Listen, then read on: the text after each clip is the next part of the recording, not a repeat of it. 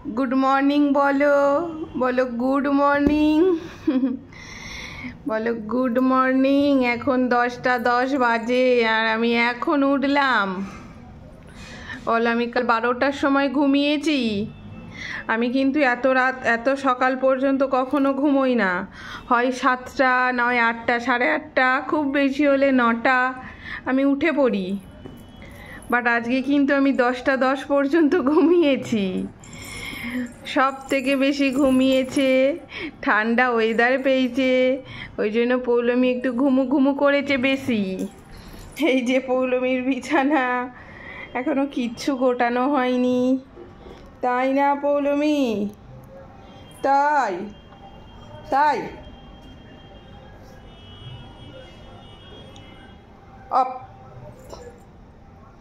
পৌলমী এখনো চোখে মুখে জল দিইনি। আজকে ওর সকালের খাবার খেতে অনেক দেরি হয়ে যাচ্ছে, যেহেতু উঠিনি সেই জন্য মানে দুধ খেয়েছিল।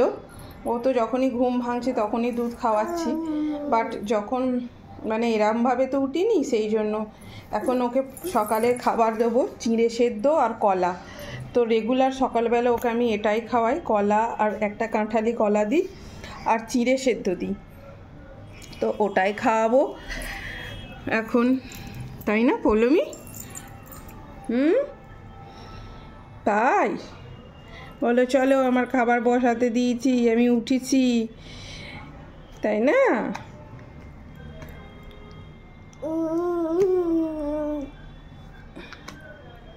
টাটা, পরে কথা বলবো। টাটা টাটা করে দাও, টাটা টাটা করো।